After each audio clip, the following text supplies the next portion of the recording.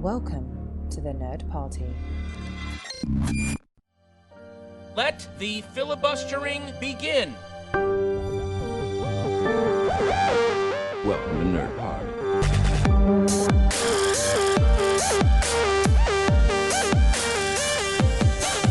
Hello and welcome back to Filibuster here on the Nerd Party Network. It's been a little while. Life's got in the way, it's just been a crazy little period of time, but I haven't been able to watch any films, that's why. Any decent films anyway. I know, I feel like I've not watched anything good in a little while, and anything good we end up just talking about on the A24 project, or we watched films at respective film festivals like Venice, London, and we're like just waiting to talk about them. I'm sure there was another film festival we went to recently. What was that called again? Oh yeah, the Edinburgh International Film Festival. Yes. Remember that one?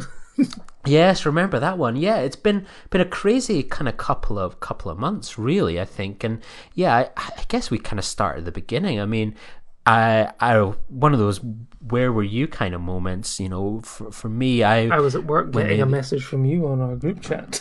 Yeah, I remembered I was sort of on a work trip down to London, and I saw headline news that sort of Filmhouse, which contains two film houses that we constantly talk about a lot of the time, that have been informative experiences personally, professionally, about everything that we do, that the Film House in Edinburgh and the Belmont Film House in Aberdeen, along with the Edinburgh Film Festival, all overnight went into administration, and that was it. That they're immediately closed down.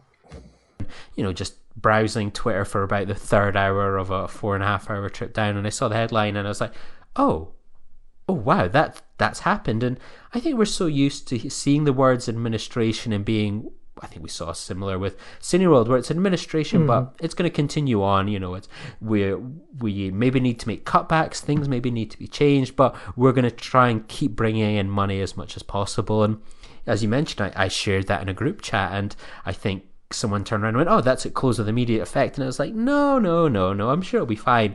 And there it was in stark writing that CMI, who run both the film house and the film houses and the International Film Festival, said, nope, due to rising energy costs and other kind of potential issues, they were immediately going to be closing everything down. That's not just, we talk about bricks and mortars and the concept of a film festival, but that was 105 jobs completely gone overnight. I mean, for these are people that we know, people that we're friends with, people that, make these places what they are and so on. Buildings can be replaced, but staff cannot. And yeah, I think it was a huge shock. But for you, Dallas, I've always been someone that has gone to the Belmont, has gone to the film house. I've even found myself the past few weeks, I never just treated it as a film place to go. It was like, oh, let's grab a drink there, let's grab some nachos there, and I found myself having to stop when I maybe make that suggestion. But what's it been like for you? Because I imagine that's a much more of an emotional experience for you, because you used to work there and be involved heavily in the film festival, out with just seeing these films. Yeah, no, I mean, I worked at the Belmont Picture House, then Film House, for 13 years, and the Belmont in Aberdeen has a storied history. It was originally a picture house under the Picture House cinema chain until 2014, when it was bought by Cineworld. And then Cineworld had 3 out of the 4 cinemas operating in Aberdeen, and due to the Competition Commission, were forced to give one up. And because they didn't own the building and it was just an operational contract, it made sense for them to get rid of the Belmont, and then the contract went up for tender and it was taken over by CMI and Filmhouse, and it became the Belmont Filmhouse. And then everything carried on. They showed films, and then one day you read that not all's good, and it's closing down with immediate effect, and you think, no, that can't be true, not immediate effect, because like you said, we'd seen the rumours of Cineworld and I want to say Regal in America. It was Regal that was going to go into potentially, it was exploring administration in order to secure refinancing and stuff like that. I mean, obviously, COVID had a huge impact on especially the cinemas in America, and they were struggling for money. And then you think, oh, well, but they managed to get sorted. It was business is operational until they could find a solution. But here it was like with immediate effect. And I was like, I reread the article. I think it was on Screen Daily, perhaps. So, I was at work at the library, so I immediately sort of rushed around. This was at like lunchtime, and saw the press were already there. There was already someone from the local papers there, and I sort of saw the horrific sight of the staff essentially being frog marched out of the building, and then the administrators changing the locks and locking up. Apparently they were called in for a all staff meeting. They'd got an email the night before. I think it would be fair to say that the Belmont staff probably thought that it was just the Belmont closing. Obviously, the main focus of the Filmhouse operation has always been in Edinburgh with that and the festival. And personally, I thought that the Filmhouse were going to give up the contract to run the Belmont in 2024 when the Everyman was due to open in Aberdeen. It made a good sense, I guess, for them to pull out of there because, post-COVID, it was a struggle. There were times where, you had the odd screening of something like Moon Age Daydream, which was sold out in Screen 3, but other times, the last time I went into the Belmont to watch a film, it was Blonde, and it was me and two other people in a 270-seater screen on a Sunday when tickets were only £5. So it's like you can see why the business was struggling. But yes, you see the fact. I think the shock was that it wasn't just the Belmont; it was that the film has closed and the film festival was shut down as well with immediate effect. I mean, nobody saw it coming. I mean, with the stories that came out later, yes, you could absolutely 100% see it coming. With some of the talk of the amount of financial mismanagement, I think, at a board level. Again, part of it is just speculation on my part, but from reading the articles, where apparently they'd received about £3 million of extra funding in 1 year and were not able to provide a cohesive business plan that showed any sort of potential for growth or financial security in the long term, is a worrying sign. And basically, they were cut off in the end, an extra £250,000 to pay for extravagant opening and closing gala party venues in Edinburgh in the middle of August when every other venue is already booked due to the fact that it's the festival and everything is busy anyway. I think we've talked about, I think we even talked on the Edinburgh Film Festival recap one about our thoughts on the move back to August for the festival instead of June, but that's a completely different story. So for me, losing the Belmont, which I did leave 5 years ago. My position was made redundant, and I was dropped down to duty manager, and decided that wasn't for me, given everything that I'd done in the past. But I've got incredible memories of that. It got me into writing about film. I met someone very, very special there. I did events like I got a DeLorean out the front. I dressed up as a Joker. I was up on the roof and stuff like that. We did some amazing screenings and stuff like that. So, I mean, it's just a real shame personally for me that it's gone, but I have seen, maybe not like an immediate impact, but certainly in the last few weeks has shown just how important somewhere like the Belmont is. I would argue more important in Aberdeen than the Filmhouse was in Edinburgh. Again, that's just my own opinion, but in Aberdeen we have a view to Cineworlds and we had the Belmont. In Edinburgh you've got many Odeons, View, Cineworld, but you've also got the Everyman, you've got the Dominion, you've got Cameo, you've got Summerhill is now doing film screenings as well. You do have options to see pretty much every film that's on main release anyway in Edinburgh. In Aberdeen you do not. Triangle of Sadness, the Palme d'Or winning film from this year, no screenings on general release. Living, starring Bill Nye, no screenings on its first week of release, and it will now screen from Friday, but only twice a day and only once on a Saturday and Sunday, because instead Aberdeen, across 26 screens, have 59 screenings a day of Black Panther: Wakanda Forever. More screens does not mean more choice. And yes, there are a lot of films that I am worrying. I'm now worrying that even After Sun may not screen on date in Aberdeen. And I now have to seriously consider more often going down to Glasgow for these Scottish Press Day screenings, just to guarantee I will be able to see new films without, because at the moment I know one of the regulars who used to go to the Belmont, who is a senior citizen, so has free bus travel, and is actually travelling down once a week to go to the DCA in Dundee to watch movies.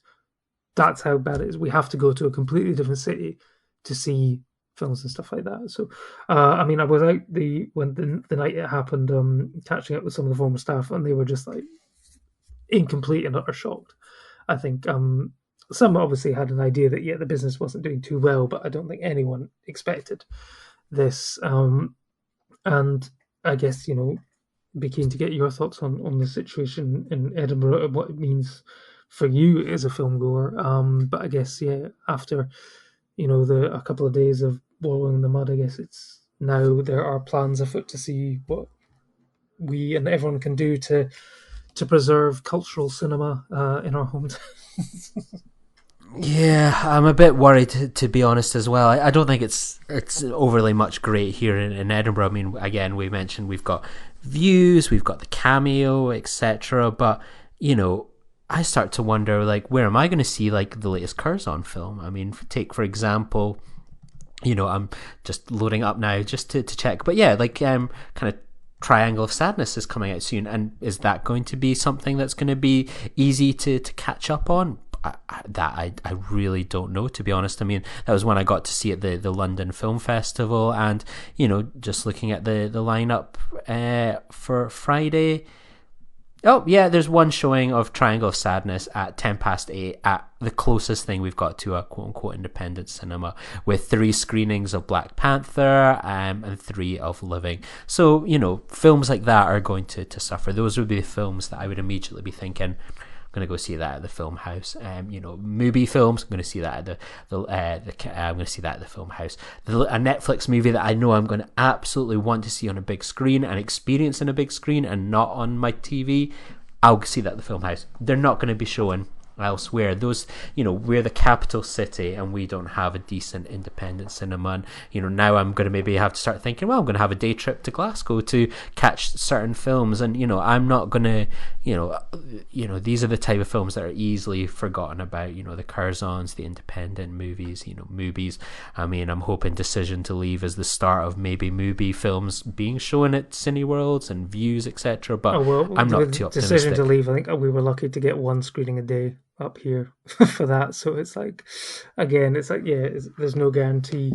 And because I mean, this happened the second day of the London Film Festival, and anyone in Scotland would have been just finding it incredibly difficult to just to be on social media and see everyone raving about all these films in London, especially when in Edinburgh, certain people had booked for every single gala screening that was going to show at the film house, and then suddenly they weren't able to see them. And it's I was very lucky enough to get a ticket to see Glass Onion in GFT, and while it was great to support a true independent cinema and see a film, it was a completely sold out audience. It was great to see everyone was loving the film, but then it was you're left wondering why wasn't Aberdeen the same? Where was the appetite for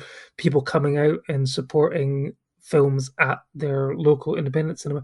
I get it. There's a cost of living crisis at the moment. It is a very difficult decision. When you can pay $9.99 for unlimited movies for 1 month at Cineworld versus £10 for a single ticket at your local independent cinema.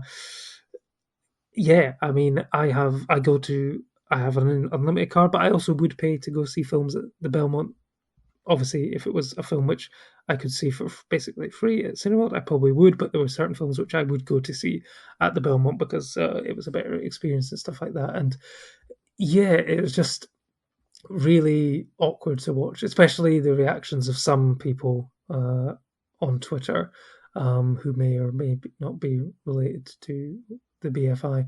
But you know what? I'm going to say that they. Are you going to call them? You're going to call them out? Well, they're at fault too, to be honest. In my opinion, Dallas, because I go back to one of the big problems that we spoke about was why is Aberdeen not getting perhaps these screenings that they're going to be kind of showing, for example, of like, okay, it should be a case of like the independent cinema landscape is grim just now. That goes completely without saying, but the problem that we've now kind of subsequently got is that, well, we expect leadership from the BFI. And, rightly or wrongly, they said there's only so much that they can do about the Edinburgh situation due to devolved. So, okay, I'll give them that. So what are they doing about the cinema that closed in Wolverhampton and the other one that closed somewhere else? 2 independent cinemas closed this week in England, so...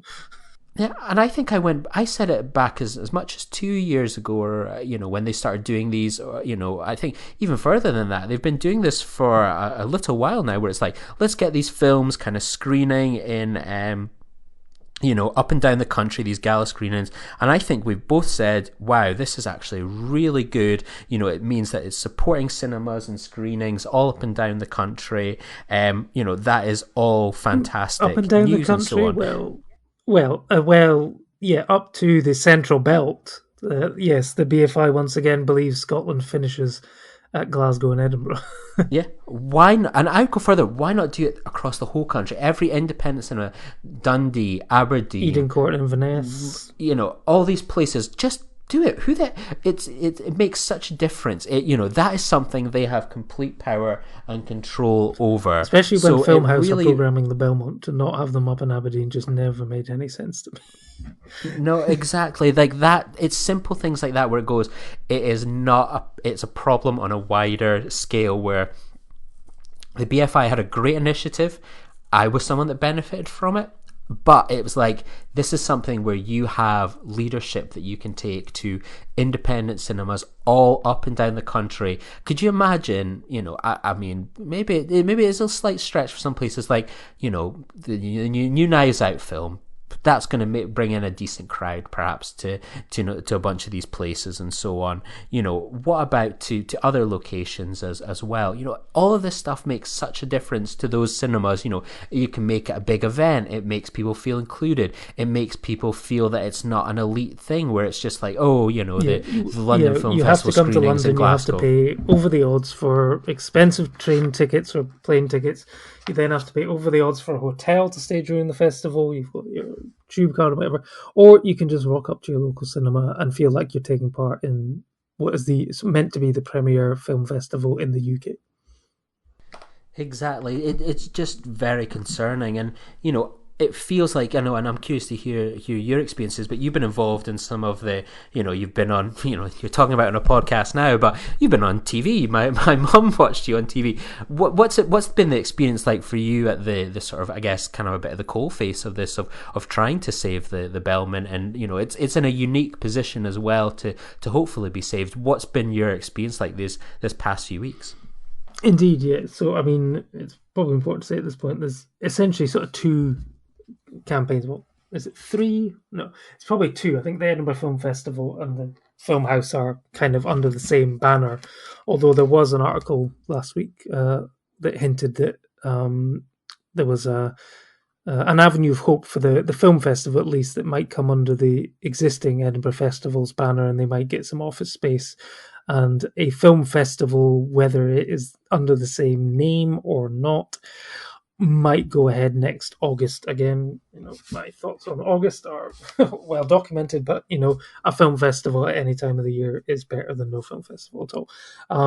So, I mean, there's essentially sort of 2 campaigns. I know Mark Cousins has been doing a lot of work, sort of projecting images of films on the side of Filmhouse and other famous buildings in the capital city, just to try and raise awareness of the Filmhouse and stuff like that. But we're in two sort of different boats. In Edinburgh, Filmhouse they owned the building that they were in on Lothian Road. The building is now up for sale. A building which they had publicly run down for the last couple of years, saying it was no longer fit for purpose because they were looking to build a new building opposite Usher Hall, and then the pandemic hit, and then everything sort of fallen apart on that front. So obviously, I think probably with Filmhouse, there will be a Filmhouse in the future. It will not be in the same location, but the people in Edinburgh need to run that campaign. Up here, we're in a different boat because Aberdeen City Council own the building that the Belmont is in, and it was an operational contract, a 10-year operational contract that was tendered and won by CMI. So essentially, I believe now that that company no longer exists. It's essentially that contract is now null and void, and they will go out to tender again. There were rumours that there were some interested parties. I'll take that with a pinch of salt because anyone who thinks that opening and operating a independent cinema in the current cost of living crisis, and sort of where we are in the sort of cinema exhibition world at the moment, is going to be easy, is an idiot, quite frankly. But I got involved in the Save the Belmont campaign because I went along to the first meeting and I wasn't really planning on speaking, but I got pulled up on stage by some former members of staff and stuff like that. And I just wanted to give my opinion, having, run that cinema for over 10 years myself, is that I know how difficult it can be. I know what works, what doesn't work. The landscape, especially in Aberdeen, has changed. Probably like 5-10 years ago, we were making thousands, screenings, private hires of Bond, to oil companies and law firms who were, treating their clients and spending thousands of pounds on booze and tickets and stuff like that. That kind of business has completely gone. The oil and gas companies, they do not have that kind of money for corporate entertainment. Law companies do not have that money. So, you have to come up with new ways of getting people in and making money. And, they talk about how cinemas don't make money from the tickets, they make it from the concessions and stuff like that. And, Filmhouse tried to replicate their very successful cafe bar business up in Aberdeen, verbatim, but it didn't work. That's what people weren't after. Also, the bar in the Belmont is in the basement and not on the ground floor, so nobody really saw it. So it's a difficult thing, and I just wanted to make people aware of, it's not going to be easy whoever runs it. And I would not want to see it reopen very quickly because it's like, oh no, we need to get it open. We'll do something, we'll get someone in charge, we'll reopen it straight away, everyone can come back, they'll save the jobs, and then find out 3 months down the line they didn't really know what they were doing and they've run out of money already and they have to close again. I don't think that's the right way to do it. I think it has to be a sustainable business plan going forward that has the right amount of funding. For me, I would personally split the building up into different avenues. I would hire out the kitchen, take someone complete control of the kitchen. That way they would pay towards, rents, business rates, heating and electric and stuff like that, and then run the cinema separately. The educational aspect is a huge part of the contract up in Aberdeen as well. There's lots of places like Nesco, Shmoo and stuff like that where there are young filmmakers emerging that want experience, or that want to be able to show their films.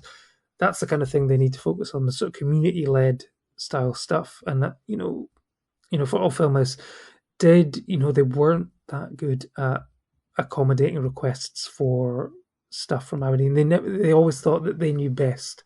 And I think going forward, the person that runs Aberdeen needs to be an independent organisation run from Aberdeen by people in Aberdeen who know the area, who know the business, who know what audiences are going to want to see. I don't want to run it myself. I've been there, done that, but I'm happy to be involved, raising awareness, and even eventually, potentially, I would quite happily do some programming. I would quite happily do 35mm screenings. I think that's one thing that needs to come back. We've got the support already from Pete Naples, the great Pete Naples, who oversees the sort of maintenance of the projectors and stuff like that. He believes that the projectors are owned by the council as opposed to Filmhouse. So hopefully the major equipment is still in there and can be used, whoever decides to take it over. But the Save the Belmont campaign is moving ahead and sort of trying to create a steering group at the moment. If anyone is listening to this and is a fan of the Belmont and wants to be involved, if you go to @Belmont Cinema on Twitter, then you can get in touch with them there and express an interest in sort of being involved in the campaign in any way that you can, in order to get a cultural cinema back up in Aberdeen so we can watch decent films, or at least have an alternative to watching Black Panther. Yeah, absolutely. Yeah, it's. I think there's not going to be a quick fix. I think there was an optimistic article last week about, from the Times saying, the rights to the film festival have reverted. Whatever you expected the film festival was before, it's not going to be the same going forward. I mean, I'll give them £5 for the rights to the Edinburgh Film Festival. Can you do that? Can you I'll give you a tenner for it. All the IP. Yeah, and I think stuff like that, I mean, it has to change. I mean, I've said it myself, there's an element where you now retroactively have guilt, where, you sit halloumi there, burgers, isn't it, Lee? Yeah, I know, I bankrupted them eating too many of those freebies, but you sit there thinking, you're one of those people that went there, you enjoyed the ride, you got all these free films out of it. You were there going, oh, this is quite a fancy party, isn't it? Yeah, and it's like, there was no need for it to be that fancy. Yeah, and things like that, and ultimately those things aren't what makes a film festival. They're fun when they're there and they're bonuses, but like that's what drives you mad. Is like this, what couldn't have been a surprise. There didn't need to perhaps be these parties and the bonus things like that added on. Just keep it simple. Even like a tote bag. That need to be done. All these things where money has been put in. Business as usual and so on. And I feel in a way. Oh, I contribute. I was there. I took advantage of these things. How many tote bags did you have this year? I think I had about 3 tote bags, and I think I said to someone, it's like, if someone asked me, it's like, would you pay for like a closing night party? Yeah, absolutely, yeah, 10, 20 quid, whatever, not a problem, and all that sort of stuff. We pay for it in Glasgow, yeah. There's things like you don't get a tote bag in London. Doesn't really matter. Still irks me that you don't. Given the amount you have to pay for London, I still think you should get a tote bag. But that's another argument. Exactly. Press accreditation is free here, which is a positive. But you don't maybe need to make a real ID badge. You give these things. Just give a thing you scan on your phone, and it's all what could have been in retrospect. But we've got this lovely new everyman cinema at the St James's Quarter, and you sit there thinking this could have been the location of the new film house. It's got the wine bars, it's got the all these kind of things that you can enjoy and so on. And then you sort of start to think to yourself, oh, I could have imagined sat here, nice comfy seat, glass of wine, that's the film house style experience, but maybe it's been slightly upgraded, comfier chair, and you know what, I'm going to grab a bit of dinner afterwards, something like that. All these little things we think, oh, that could have been the new location, but that's gone now. It's past. I think a new film house should hopefully... I think a new film house, if it's not going to be on Lothian Road, should be down in Leith. A real cosmopolitan area, a place that supports the arts. Get it down there. You get everyone under the sun down there in Leith. The old crowd, the young crowd, the people that want to come along to see, the Proclaimers, people that want to see 35mm screenings. That's a place to go. Maybe moves it away from some of the competition. Hey, but I think that could be good. Accessible by tram very soon. Well, he says there's probably going to be more delays, but you never know. Eventually. Yeah, there's little things that can be done that make life a hell of a lot easier for everyone involved. But I don't think we're going to see a resolution to this. Well, I know the film house itself in Edinburgh is up for sale at the moment. I think the Times said that someone with a potential interest in the arts is keen to take it on. But much like Aberdeen, I just saw it described as a potential leisure opportunity. It will be turned into a Weatherspoons or something. There's already a Weatherspoons on the street, which makes me optimistic. A new Brewdog, then. At least with Yeah, but at least but there was a BrewDog already next door. But you know what goes in my like the Belmont is. Yeah, the Belmont's a beautiful building. It doesn't need much done. You know, it's, new seats, comfortable seats. Yeah, that's because if maybe you put what in new needs to be seats, done. then you can sell plaques to go in the back of those seats and raise funds that way. That's an idea that I would give whoever's listening who wants to run the Belmont. That's an idea for you, because people apparently do want cup holders and slightly plusher seats. Those seats are over 20 years old. So yeah, I think you do need new seating in the Belmont. It just got new lighting and stuff like that. It does new toilets, new seats, and a business to run the bar as a business. No screening cult films on a projector downstairs. That was a decision by Filmhouse, who basically were saying, we don't think these films are good enough to put on in an actual cinema screen. Those are the films which people want to watch on the big screen, films that they've not been able to see on the cinema before. Those are the kind of things you need. You know, people keep saying, what, triple bills and stuff like that. Essentially, people in Aberdeen were wanting a more Picture House style of programming. Obviously, Picture House can't come back and run it unless, Cineworld sold them off to raise funds or something, and then they could maybe come back. But yeah, I think it will be an independent. But they could just get ready and be opening up, and then every man could open, and they could find themselves in direct competition with someone who does something very, very similar. So yeah, it's going to be it's a marathon, not a sprint. I'm confident that something will happen eventually. We just have to take the time to make sure it's the right thing and it's a sustainable thing which doesn't implode after sort of 6 months. But you've got 3,500 people on a Facebook group saying, "Oh, it's absolutely terrible," and then it's like, but when it push comes to shove, where were these people?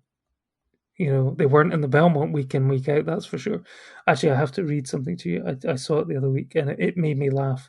It was at the latest article that was in the P&J, it was one of these sort of, there's hope, the council have agreed a motion that, they're going to work to, try and get the Belmont reopen, exploring all potential avenues and stuff like that. And there was a Facebook comment. Someone said, hopefully it can open again. And then you get someone saying, when was the last time you visited? Truthfully. And they replied, never been to it, not my thing, but it seems to be enjoyed by many people. So that just summed up the situation to me perfectly. It's like, oh yeah, no, it's a terrible thing that it's closed, but I never went myself, but it seems like I like the idea of having an independent cinema, but if you don't use it, you're going to lose it. And so this is, anyone who is lucky enough to have an independent art house cinema in their city, use it. Go in, buy a membership, buy tickets, if you want to pay over the odds for snacks, very well. I've got in front of me, I've got my coffee in a Glasgow Film Theatre reusable coffee cup. Yeah, use them or lose them. That's it's simple as that, and I hope power is given back to the people to help influence change and improve things, because I refuse to believe that none of the blame goes to any of the staff or anyone involved there, or I bet they could have made such a, built upon amazing things that were already being done there. It's, the people at the top that have led things to today. And, I want to see power return to the people that are passionate, the people whose jobs it is, the people that are working on the front line with customers, or hearing what people like, what people want to see, what people maybe aren't enjoying, and let them make the decisions. And, I'm hopeful for the future, but that hope is a long way away from being realised. But, it's going to, that Times article was positive last week.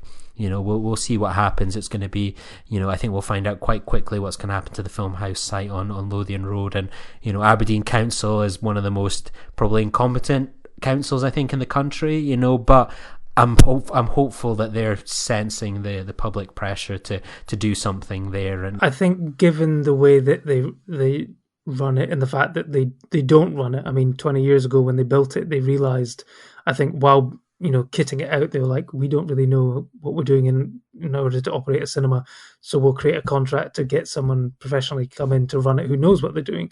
So I mean, that will be what happens again, whether that is an independent cinema company, if it's a community trust is one thing that's being explored about, that kind of thing, but it will be run by someone who wants it to succeed. And yeah, we just have to make sure that we get the right people in place in Aberdeen and in Edinburgh, and I guess in every independent cinema and stuff, to make sure that, you know, they've all got a secure future and stuff like that. And then, you know, we need the films. You need the films in there, you know, for people to watch. You know, you need quality content out there that isn't just superhero movies and theme park rides and all that sort of thing. Yeah, so next week we will be discussing the latest superhero movie from Marvel, Wakanda Forever. So, you know, we're both sides 59 here, you know, times in one day. Yes, I will watch it one time and hopefully won't need to go to the toilet more than 2 times. Oh wait, how long is it? Is it the 3-hour runtime for this? I think it's 2 hours 41 minutes or something like that. Consider this your film training for watching Avatar. I'm sure there was a superhero movie out earlier this year that was about 2 hours. Why can't more films be like that? Oh, Thor! Yeah, it was under 2 hours, wasn't it? Yeah, it wasn't very good. Yeah, that was no, but still, step in the right direction. So exactly. So hey, we cover both sides here: the independent and the big screen, and so on. And you know, where are you going to watch Black Panther? You're going to watch it in an Everyman, or you're going to go 4DX IMAX? I'm going to just see it in standard 2D at this Cineworld. I was tempted to go see it in the IMAX, but my friend wears glasses that I go with to the Marvel movies, so it's just we're going to go see. I noticed that standard I noticed that 2D. It was 3D and 4DX here, and I was like, "Is 3D still a thing?" I didn't realize it was still a thing. Yeah, yeah, they're doing one 3D IMAX screening. The rest of them are 2D. So yeah, probably. Also warming up for Avatar coming. Yeah. James Cameron, he knows. He's got his finger on the pulse, hasn't he? Yeah. Well, thanks everyone for listening to our grievance fest. Old man yelling and at hopefully, old man yelling at the CMI. We'll talk with you all next week when we talk about Wakanda Forever. Thanks for listening. Bye. Join the revolution. Join the Nerd Party. Welcome to Nerd Party.